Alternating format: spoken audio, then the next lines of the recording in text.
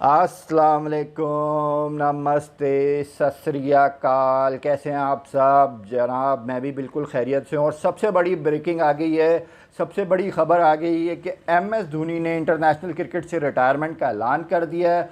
और अब जनाब उन्होंने क्लियर कर दिया, एक जो सस्पेंस था ना कि आया एम एस धोनी खेलेंगे नहीं खेलेंगे, खेलेंगे नहीं खेलेंगे, अब वो सस्पेंस ख़त्म हो गया। अब बिल्कुल क्लियर हो गया है कि वो नहीं इंटर वर्ल्ड T20 खेलेंगे। अब वो इंटरनेशनल क्रिकेट मज़ीद नहीं खेलेंगे, 2 साल तक IPL खेलेंगे। भारत की यौम आज़ादी पे उन्होंने ऐलान किया और इंस्टाग्राम के ज़रिए ऐलान किया कि अब वो इंटरनेशनल क्रिकेट मज़ीद नहीं खेल सकते। उनकी फ़िटनेस, उनकी बॉडी अब इसकी इजाज़त नहीं दे रहे। हालांकि कुछ अरसे पहले उन्होंने कहा था कि वो अपनी टीम के सबसे अच्छे स्प्रिंटर को शिकस्त दे देते हैं तो वो बिल्कुल जो है वर्ल्ड T20 भी खेलेंगे, IPL को भी खेलेंगे। लेकिन अब जनाब भारत की यौम आज़ादी पर उन्होंने ऐलान कर दिया है कि वो मज़ीद इंटरनेशनल क्रिकेट नहीं खेल रहे और इंटरनेशनल क्रिकेट से रिटायर हासिल कर रहे हैं, रिटायर हो रहे हैं। और अब उनकी सारी तवज्जो IPL में, और ऐसा लगता है कि IPL की चेन्नई सुपर किंग के साथ उनका बहुत तवील अरसे तक साथ रहेगा। 2 साल तो वो क्रिकेट खेलेंगे और क्रिकेट के बाद भी उनको कोई मैनेजमेंट पोस्ट मिल सकती है। तो वैसे क्रिकेट से बाहर नहीं हो रहे, क्रिकेट के साथ ही रहेंगे, IPL खेलते रहेंगे। लेकिन जाहिर सी बात है, क्रिकेटर्स का ब्रेड एंड बटर तो बहरहाल आपकी जो है क्रिकेट ही होती है और क्रिकेट ही के ज़रिए वो कमाते हैं, क्रिकेट के ज़रिए ही वो खेलते हैं। तो ऐसा कोई मसला नहीं है। लेकिन ओवरऑल अगर देखा जाए तो इस वक्त जनाब भारतीय क्रिकेट टीम के साबिक कप्तान MS धोनी ने रिटायरमेंट का ऐलान कर दिया है। हर फॉर्मेट में उन्होंने अपने आप को मनवाया। T20 98 खेले, 2 T20 और खेल लेते तो सेंचुरी हो जाती, लेकिन इतनी इम्पोर्टेंस नहीं देते। 90 टेस्ट खेले थे, 10 और टेस्ट खेल लेते तो 100 टेस्ट खेल लेते। लेकिन खुद टेस्ट क्रिकेट से उनकी रिटायरमेंट भी बड़ी अजीब व गरीब अंदाज में हुई। फिर उन्होंने वनडे क्रिकेट छोड़ी, अब T20 भी छोड़ दी। तो MS धोनी लगता है हर चीज़ प्लान करके चलते हैं, अपनी बॉडी को देखते हैं, अपने मुस्तकबिल को देखते हैं, अपने आप को देखते हैं और फिर फ़ैसला करते हैं। तो अब जनाब एक चैप्टर जो इंडियन क्रिकेट का था वो क्लोज़ हो गया। बहुत बड़े खिलाड़ी, बहुत बेहतरीन क्रिकेटर, एक बेहतरीन कप्तान, जिन्होंने आपको एक ऐसी क्रिकेट टीम दी जिसने आपको कामयाबियों की ऊंचाई तक पहुंचा दिया और आज विराट कोहली को भी एक ऐसी मजबूत टीम दी। सबसे बड़ी बात यह है कि कैप्टनसी छोड़ने के बाद भी वो एक नौजवान कप्तान की बिल्कुल रहनुमाई करते रहे। फील्ड प्लेसिंग जहाँ करनी थी फील्ड प्लेसिंग करते रहे, जहाँ पे खिलाड़ियों को खड़ा करना था वहाँ खिलाड़ियों को खड़ा करते रहे। तो ओवरऑल देखा जाए तो MS धोनी ने अपने कैरियर के एंड तक कप्तानी की, भारतीय टीम की कप्तानी की। वर्ल्ड कप के बाद वो खामोशी से गायब हो गए सिनेरियो से। और एशियन क्रिकेट में यही एक बहुत बड़ा मसला होता है कि फेयरवेल मैच होना चाहिए एक बड़े क्रिकेटर को, एक बड़े खिलाड़ी को, जो मेरे ख्याल से मिल नहीं रहा। और मेरे ख्याल से MS धोनी डिज़र्व करते थे एक अच्छा फेयरवेल, लेकिन उनका अपना ज़ाती फ़ैसला, उन्होंने फ़ैसला किया और उन्होंने इंटरनेशनल क्रिकेट छोड़ दी। तो आज की सबसे बड़ी तो ख़बर यही है कि MS धोनी अब इंटरनेशनल क्रिकेट नहीं खेलेंगे और उन्होंने इसका ऐलान कर दिया है। भारत और इंग्लैंड सीरीज़ पे श्रीलंका ने दिलचस्पी का इज़हार कर दिया और वो कहते हैं कि अगर किसी भी वजह से ये सीरीज़ नहीं होती तो वो इंग्लैंड की मेज़बानी के लिए भी तैयार है। इंग्लैंड श्रीलंका सीरीज़ खेलने आया था और सीरीज़ अधूरी छोड़ के चला गया था, तो वो कहते हैं कि वो सीरीज़ भी खेल सकते हैं इंग्लैंड से। और इंडिया और इंग्लैंड सीरीज़ की मेज़बानी के लिए भी तैयार हैं अगर तमाम स्टेक होल्डर इसके लिए राज़ी होते हैं। तो श्रीलंकन क्रिकेट बोर्ड हर किस्म की सहूलत फराम करेगी क्रिकेट इंग्लैंड को और भारत को, और भारत की तरफ से वो मेज़बानी करने के लिए बिल्कुल तैयार हैं। तो उम्मीद तो यही है कि जनाब एक अच्छी क्रिकेट होगी, एक अच्छी सीरीज़ हो सकती है, क्योंकि भारत में कोविड बहुत तेज़ी से फैल रहा है और कोविड फैलने की वजह से भारतीय क्रिकेट बोर्ड की परेशानियां भी दिन ब दिन बढ़ रही हैं। तो उम्मीद तो यही है कि भारतीय क्रिकेट बोर्ड के पास एक अच्छा ऑप्शन है। अब ये भी हो सकता है कि जिस तरह IPL भारत में न्यूट्रल वेन्यू पे ले गया, UAE में करा दिया, गो भारत की ये पॉलिसी नहीं, और यही वजह है कि उन्होंने वाइट बॉल क्रिकेट की सीरीज़ मनसूख की थी इंग्लैंड से। अब ये देखना पड़ेगा कि आया वो टेस्ट सीरीज़ और पूरी कंप्लीट सीरीज़ अगर खुदा ना खास्ता इंडिया में हालात ऐसे ही रहते हैं और कोविड ख़त्म नहीं होता, तो फिर भारतीय क्रिकेट बोर्ड क्या न्यूट्रल वेन्यू पे सीरीज़ खेलने के बारे में सोचेगा और क्या न्यूट्रल वेन्यू पे सीरीज़ खेलेगा, और क्या उस वक्त यूएई के ग्राउंड दस्तयाब भी होंगे। तो ये एक बहुत बड़ा इशू है। और अगर यूएई के ग्राउंड दस्तयाब नहीं होते तो श्रीलंका ने ओपनली ऑफ़र कर दिए कि जनाब वो बिल्कुल तैयार हैं।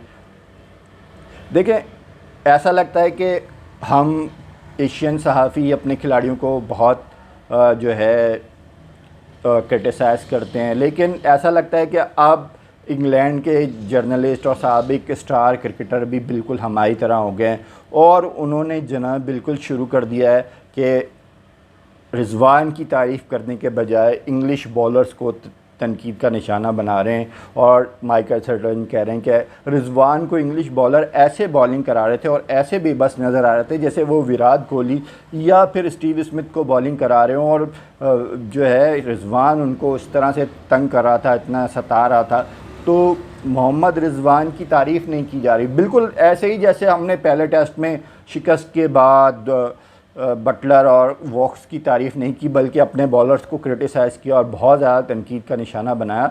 बिल्कुल इसी तरह नासिर हुसैन हो गए, माइकल वॉन हो गए, माइक एथरटन हो गए, ये तीनों भी जनाब बिल्कुल इसी तरह तनकीद का निशाना बना रहे हैं। और वो कह रहे हैं कि क्रिस ब्रॉड को क्या हो गया है, जेम्स एंडरसन को क्या हो गया है, इंग्लिश कप्तान जो रूट को क्या हो गया है कि वो भाई रिजवान को आउट नहीं कर पा रहे और रिजवान की वजह से जीता हुआ मैच जो है वो ड्रॉ की तरफ जा रहा है। अगर पाकिस्तान को बहुत पहले आउट कर दिया जाता तो बहुत आसानी से 300 साढ़े 300 रन का टारगेट बना के फिर इंग्लैंड जो ये मैच 3 दिन की बारिश के बाद भी जीत सकता था। अभी तो जाहिर सी बात है कि उम्मीद ये है, नहीं लग रही कि इस मैच का कोई नतीजा आने की उम्मीद नहीं लग रही, और ज़्यादा इम्कान यही है कि साउथहैम्पटन टेस्ट ड्रॉ हो जाएगा और फिर तीसरा टेस्ट में पाकिस्तान के पास चांस हो सकता है, क्योंकि पाकिस्तान ने यहाँ पे काफ़ी कोशिश के बाद, काफ़ी मेहनत के बाद, कम से कम इतनी तो पाकिस्तानी क्रिकेट को में जान होनी चाहिए कि वो तीसरा टेस्ट जीत सके और तीसरे टेस्ट में इंग्लैंड को टफ़ टाइम दे सके।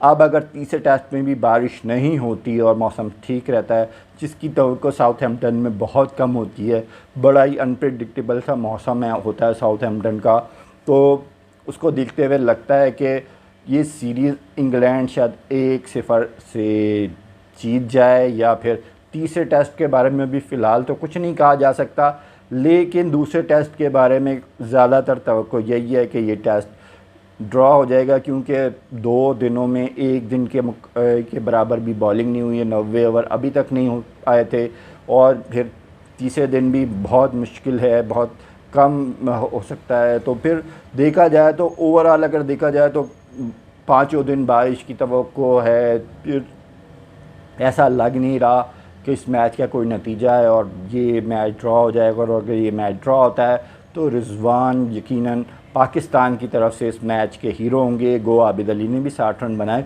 लेकिन रिजवान के 60 रन बहुत मुश्किल थे, और मेरे ख़्याल से स्पोर्ट जर्नलिस्ट को या साबिक क्रिकेटर्स को अपनी टीम पे तनकीद करने के बजाय दूसरी टीम की भी अच्छी कारकर्दगी को तस्लीम कर लेना चाहिए। रिजवान ने अच्छी कारकर्दगी दिखाई, माइक एथरटन कह रहे हैं कि हाँ रिजवान अच्छा खेला, लेकिन वो ये भी कह रहे हैं कि जिस तरह से उससे बॉलिंग कराएगी ऐसा लग नहीं रहा था कि सामने जो है मोहम्मद रिजवान है, एक विकेट कीपिंग बैट्समैन है, एक ऐसा बैट्समैन जिससे मुस्तकिल तनकीद का सामना है पाकिस्तान के साबिक बहुत सारे लेजेंड्स की तरफ से, और सरफराज की वापसी की बातें हो रही थी। अब उसने एक 60 रन की इनिंग खेल दी है, और 60 रन की इनिंग खेलने के बाद अब यकीनन इस वक्त इंग्लैंड में और पाकिस्तानी टीम में उनको हटाना नामुमकिन के करीब हो चुका है। तो देखा जाए तो तीसरे टेस्ट में भी सरफराज नहीं खेलेंगे, और ये बात तकरीबन अब कंफर्म हो गई है। अगर खुदा ना खास्ता कोई इंजरी या कोई और मसला हो जाए तो रिजवान शायद ना खेलें, वरना ओवरऑल अगर देखा जाए तो रिजवान की तीसरे टेस्ट में अब मौजूदगी यकीनी है।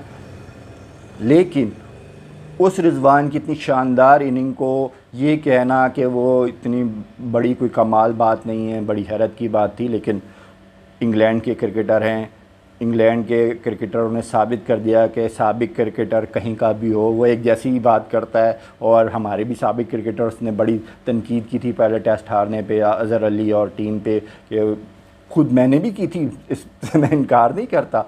लेकिन ओवरऑल देखा जाए तो अब हमें ये समझना पड़ेगा कि बटलर ने अच्छा खेला था, वॉक्स ने अच्छा खेला था और रिजवान भी अच्छा खेला है भाई। तो तनकीद ठीक है आप करो अपनी टीम पे, जाहिर सी बात है आपको जब तनकीद करोगे, क्योंकि आपकी आवाम फ्रस्ट्रेट होती है और जब फ्रस्ट्रेट होती है तो वो ये कोई एक अच्छी बात तो सुनने के लिए तैयार नहीं होती। तो ठीक है ये चलता है, लेकिन कम से कम दूसरी टीम की अच्छी कारकर्दगी को भी अच्छा कह देना चाहिए। आज के लिए मेरे ख्याल से इतना ही काफ़ी है। कल हम फिर मिलेंगे और बहुत सारी बातें करेंगे। उस वक्त तक के लिए मुझे इजाज़त दीजिए। अस्सलाम वालेकुम, नमस्ते, सत श्री अकाल।